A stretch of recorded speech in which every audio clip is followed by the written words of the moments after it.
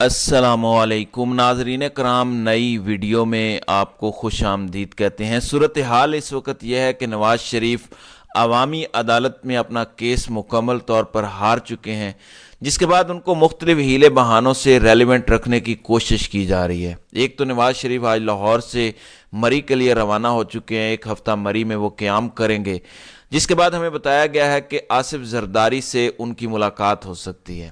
اب پاکستان کے میڈیا کے ذریعے کچھ چیزیں ہمیں فیڈ کی جاتی ہیں، پھر چلا دی جاتی ہیں۔ مثلا اب سے تھوڑی دیر پہلے جیو نیوز نے یہ خبر دی کہ پاکستان میں ٹویٹر یا ایکس کی سروسز بحال ہو گئی ہیں۔ اب آپ خود اس وقت اپنے ٹویٹر پر جائیے اور وی پی این کے بغیر چلانے کی کوشش کیجئے۔ اگر تو چل جائے تو پھر تو جیو والے سچے ہیں، اگر نہ چلے تو آپ کو پتہ چلے گا کہ یہاں پہ پاکستان میں کیسے حقائق کو جھوٹ بول کر بدلا جاتا ہے اور کیسے تاثر قائم کیا جاتا ہے۔ اب کل اتوار کے روز کچھ مہمان رائیونڈ جاتی عمرہ کے اندر جاتے ہیں، جس کے بعد پاکستان کے ٹی وی چینلز ذرائع سے خبر چلاتے ہیں اور بتاتے ہیں کہ سعودی سفارت خانے کا ایک وفد جاتی عمرہ میں نواز شریف سے ملا ہے۔ ظاہر ہے اس میں ملک کی مجموعی صورتحال پر گفتگو ہوئی ہے۔ مجھے یہ بتائیں کہ الیکشن سے پہلے یہ بات درست ہے کہ برطانیہ کی ہائی کمشنر آئی تھی، امریکہ کے سفیر آئے تھے، ایون امریکی سفیر تو الیکشن کے بعد بھی بلاول بھٹو زرداری سے ملے، لیکن ایک بھی ایسی ملاقات بتا دیجئے جو الیکشن کا نتیجہ آنے کے بعد مسلم لیگ نون کے قائد نواز شریف کے ساتھ کسی سفارت خانے نے، کسی سفیر نے، کسی ایمبیسیڈر نے، کسی ہائی کمشنر نے کی ہو۔ اب کل یہ تاثر دیا جا رہا تھا کہ دیکھیں سعودی عرب تو نواز شریف میں بڑا انٹرسٹڈ ہے، اگر نواز شریف آئے گا تو مسائل حل ہو جائیں گے، ورنہ تو ہم بڑے پھنس جائیں گے۔ اب پاکستان کے ٹی وی چینلز کو اس خبر کو چلایا گیا اور بتایا گیا کہ اب بھی فیصلہ سازی نواز شریف کے پاس ہے، اور نواز شریف کے سعودی عرب کے شاہی خاندان اور سعودی عرب کے ساتھ بڑے گہرے روابط ہیں۔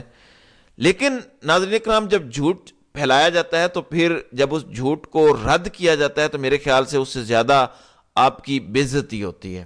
اب آپ مجھے خود بتائیں کہ نواز شریف کے پلے کیا رہا جب سعودی عرب خود میدان میں آیا ہے اور وہ خود بول پڑا ہے۔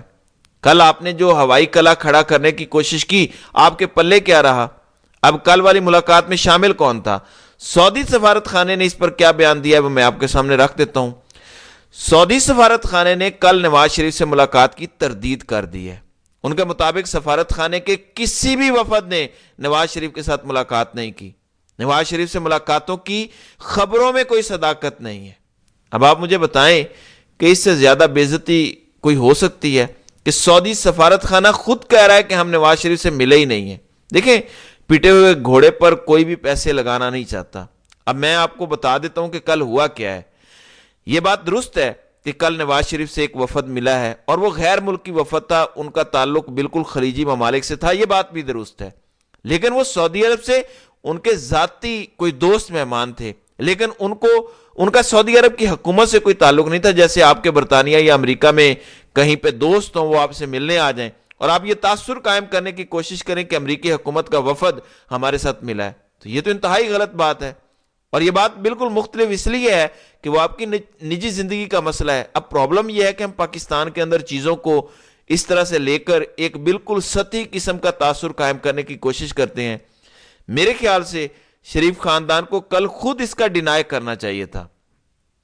اب جب سعودی سفارت خانہ ڈینائی کر رہا ہے تو یہ میرے خیال میں امبیرسنگ مومنٹ ہے اگر آپ محسوس کریں، لیکن اس میں پرابلم یہ ہے کہ بے عزتی اور ٹھنڈ اس وقت لگتی ہے جب آپ اس کو محسوس بھی کریں، ادروائز آپ کو کچھ بھی محسوس نہیں ہوتا۔ دوسری جانب عدالتوں میں پاکستان کی جو عدالتیں ہیں ان کے اندر کیا ہو رہا ہے؟ صبح میں نے قاضی فائزی صاحب سے متعلق بتایا، جو کہہ رہے تھے کہ لے کے آئیں اس پٹیشنر کو، بے شک ایس ایچ او کے ذریعے لے کر آئیں۔ اب قاضی فائزی صاحب کو کوئی بتائے کہ پاکستان کے اندر ایکس یا ٹویٹر کی سروسز 17 فروری رات 10 بجے سے بند ہیں، آج 19 فروری ہو چکی ہے، لیکن قاضی صاحب تو ٹی وی دیکھتے ہی نہیں ہیں۔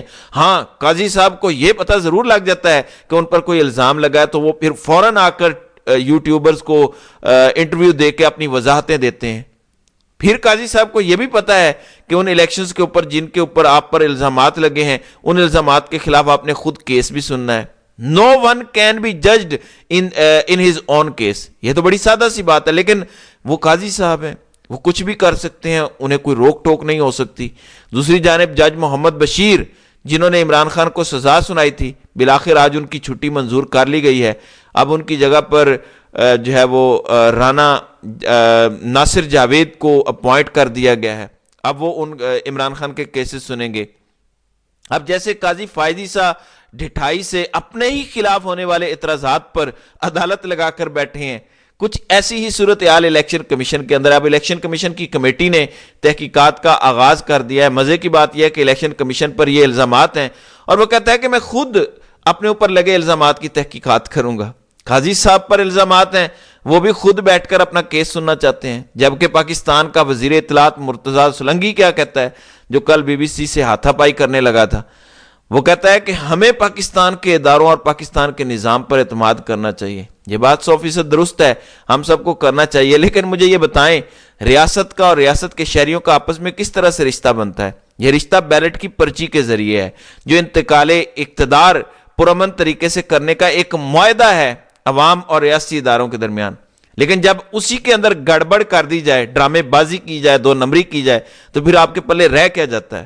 اب میں نے آپ کو خبر دی تھی رائے ثاقب کھرل کے حوالے سے, اس وقت تک وہ غائب ہیں. وہ کہاں پہ ہیں, آخر کیا صورتحال ہے؟ ابھی آج نون لیگ کی عظمہ بخاری باقاعدہ ایک پریس کانفرنس کر رہی تھی. کوئی اس سے یہ نہیں پوچھ رہا کہ جاؤ اس پرنٹنگ پریس سے پوچھو, اس کو سیل کرو, کچھ تحقیقات کرو کیوں وہ بیلٹ پیپر چھاپ رہا تھا, بلکہ الٹا کیا کیا جا رہا ہے؟ دھمکیاں دی جا رہی ہیں ان یوٹیوبرز کو جنہوں نے یہ خبر بریک کی ہے. دوسری طرف الیکشن کمیشن نے 6 ڈی آر اوز کے بیانات قلم بند کر لیے ہیں. وہ بیانات کیا ہوں گے؟ وہ بیانات یہی ہوں گے کہ ہم پر کوئی دباؤ نہیں تھا, ہم نے بڑا فیئر پروسیس کر کے الیکشن کروایا ہے. جبکہ عمران خان یہ کہہ رہے ہیں کہ وہ حلقے جہاں نواز شریف اور ان کا خاندان ہارا ہے, وہاں ریکارڈ سے چھیڑ چھاڑ کے لیے غیر قانونی اقدامات کیے جا رہے ہیں. لاہور میں لیگی رہنما احسان کے پرنٹنگ پریس میں جعلی بیلٹ پیپرز کی چھپائی کا عمل جاری ہے. فارم 45 کے مطابق نتائج فوراً جاری کیے جائیں. عمران خان کہہ رہے ہیں کہ آپ فارم 45 کے مطابق نتائج جاری کریں, لیکن آپ اگر نتائج مانگیں گے اس کے مطابق تو آپ کے خلاف مقدمہ درج ہو جائے گا. جیسے لاہور میں سلمان اکرم راجہ کو گرفتار کر لیا گیا کہ انہوں نے روڈ بلاک کر دیا ہے. آپ اندازہ کریں کہ اسلام آباد میں ریلی نکالنے پر شیر افضل مروت, شعیب شاہین, علی بخاری اور عامر مغل کے خلاف باقاعدہ مقدمہ درج کر لیا گیا ہے. دوسری جانب علی امین گنڈا پور کو آج ایک مقدمے میں راہداری ضمانت پشاور ہائی کورٹ نے دے دی ہے. پھر علی امین گنڈا پور عمران خان سے ملاقات کرنا چاہتے ہیں. اطلاعات یہ ہیں کہ وہ آج اسلام آباد ہائی کورٹ میں باقاعدہ درخواست دائر کر چکے ہیں, اور اس میں انہوں نے کہا ہے کہ بے شک کل پرسوں انہیں ملاقات کا موقع دیا جائے, کیونکہ اہم امور پر حکومت سازی کے حوالے سے اور کابینہ وغیرہ کے حوالے سے وہ اپنے قائد عمران خان سے مشاورت کرنا چاہتے ہیں. لیکن علی امین گنڈا پور نے ایک بات ضرور کہی ہے کہ جب تک پرویز خٹک اور Mahmood Khan P T I parliamentarian میں موجود ہیں, اس وقت تک ہم ان جماعتوں کے ساتھ اتحاد نہیں کر سکتے. دوسری جانب پاکستان تحریک انصاف کے لوگوں نے آج اسلام آباد ہائی کورٹ کے اندر درخواست دائر کی ہے, جس میں وہ کہتے ہیں کہ ہم عمران خان سے ملنا چاہتے ہیں, لیکن ہمیں عدالت کے احکامات کے باوجود ملنے نہیں دیا جا رہا, جس میں شہریار افریدی, شاندانہ گلزار اور اسد کیسر ہیں.